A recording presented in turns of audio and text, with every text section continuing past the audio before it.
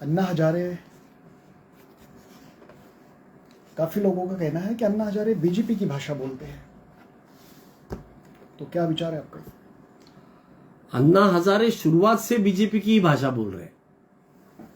अन्ना हजारे का जो ये पूरा आंदोलन खड़ा किया गया था 2012-2013 में, उसके पीछे आरएसएस और बीजेपी ही थी। आप अगर याद करेंगे, उस समय एक सीएजी हुआ करते थे विनोद राय, जिनको आफ्टर रिटायरमेंट बीसीसीआई का भी पोर्टफोलियो दिया गया था और फिर पद्म भूषण या पद्म श्री से क्या नवाजा गया, और बाद में अभी उन्होंने माफी भी मांगी जो उन्होंने काम किया था उस पे। तो ये जो सीएजी था विनोद राय, इसने कोल स्कैम और 2G स्कैम में कुछ बहुत गलत फिगर्स देश के सामने रखे थे, जिसका हेडलाइन आया था 1,70,000 करोड़ का नुकसान, जो कि टोटली फेक थे। कोल स्कैम में जो कोल स्कैम हुआ, उसमें जब कोर्ट में केस चला और तो कोर्ट राह देखता रह गया कि कोई एविडेंस आएगा। 2G का जो स्पेक्ट्रम का जो एलोकेशन का जो ये हुआ था, जो कि सुप्रीम कोर्ट ने कैंसिल कर दिया। अभी 5G का स्पेक्ट्रम का नीलामी हुई, जिसमें 2G जिस कीमत से बिकने की बात कर रहे थे, उसमें भी नहीं बिका 5G। तो आप इमेजिन करें कि किस तरीके से ये सीएजी के माध्यम से मोदी और ये जो भाजपा आरएसएस ने यूपीए सरकार को बदनाम करने की एक पूरी रणनीति, एक साजिश रची थी। और वो साजिश के तहत ये सीएजी ने गलत फिगर्स दिए और अपने आप को बहुत सारे पोस्ट रिटायरमेंट बेनिफिट्स इन्होंने इस सरकार से, केंद्र सरकार से, अभी की जो सरकार चल रही है मोदी जी की, उससे लिए। ये एक क्विड प्रो था, करप्शन था बड़े लेवल का, जिसमें ये इन्होंने एक ऑडिटर ने गलत रिपोर्ट देकर अपने ही सरकार को बदनाम करने की साजिश रची। और उसी साजिश के भरोसे पे, उसी के ऊपर उसको बेस बनाते हुए अन्ना हजारे कूदे आंदोलन में।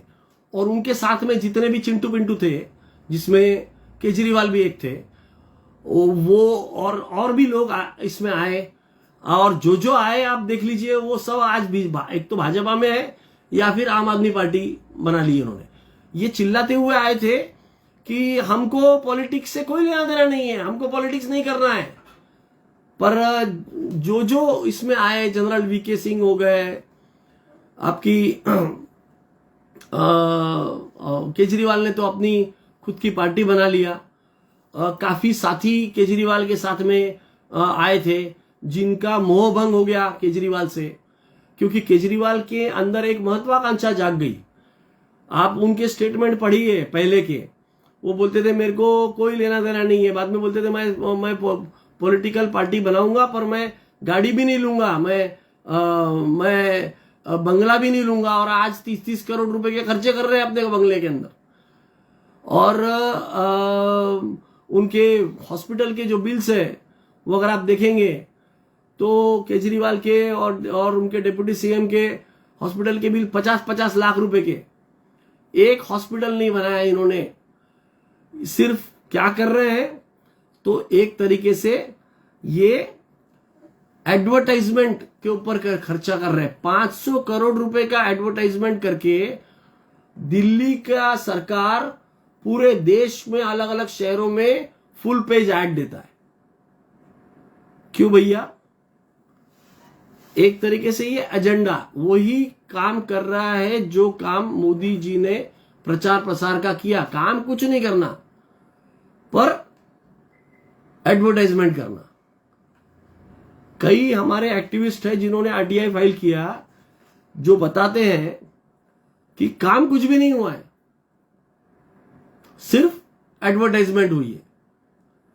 चाहे वो पराली जलाने के ऊपर का आरटीआई हो, चाहे वो दिल्ली में स्कूलों के ऊपर आरटीआई हो, चाहे वो जो इंफ्रास्ट्रक्चर डेवलपमेंट के ऊपर आरटीआई हो, काम कुछ भी नहीं हुआ। सिर्फ हवा में बातें हैं और बड़ी बड़ी बातें हैं, कुछ भी काम नहीं करने का, सिर्फ एडवर्टाइजमेंट करने का और ये अपने शहरों से बाहर करने का, ताकि अपना एक इमेज बना सके।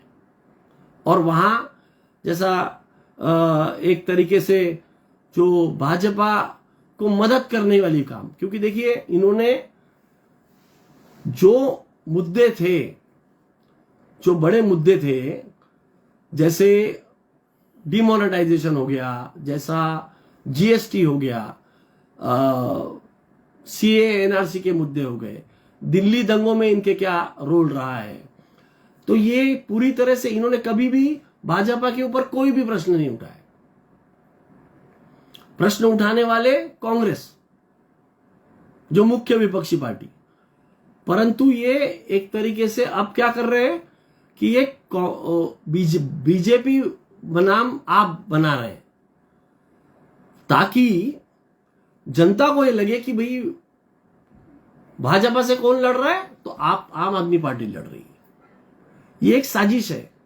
जहां जहां एंटी इनकम्बेंसी भाजपा को परेशान कर रही है, वहां वहां आम आदमी पार्टी जाके उस एंटी इनकम्बेंसी वोट्स को डिवाइड करके भाजपा को फायदा पहुंचाती है। ये एक बी टीम है। कहीं कहीं इनकी महत्वाकांक्षा थोड़ी सी बढ़ गई तो उनको चुप कराने के लिए अन्ना हजारे जैसे पुराने जो लोग थे वो उनको सामने लाने का काम भाजपा करती है। पर अन्ना हजारे की क्रेडिबिलिटी जीरो हो गई है, क्योंकि उन्होंने सिर्फ आज तक कांग्रेस जहां थी वहीं पे आवाज उठाई। उनकी मंशा सिर्फ कांग्रेस को नीचे लाने की थी, उसके वजह से उनकी क्रेडिबिलिटी आज जीरो है। कोई अन्ना हजारे को आज कोई नहीं पूछता, क्योंकि उनकी जो उन्होंने जो हरकतें और करतूतें की, उससे जनता को समझ में आ गया कि ये व्यक्ति जो है ये अपने एक एजेंडा को लेके चल रहा है। उनके फोटोग्राफ्स भी वायरल हो गए, भाजपा के दफ्तर में बैठे हुए अरविंद केजरीवाल और अन्ना हजारे के। तो ऐसे में अगर ये जो लेटर लिखने के बाद की बात आ रही है और भाजपा की भाषा बोलने की बात आ रही है, तो वो तो शुरुआत से ही आरएसएस और बीजेपी के इशारों पे चलने वाला काम कर रहे थे, शुरुआत से ही कर रहे थे। तो उसमें नई बात क्या है?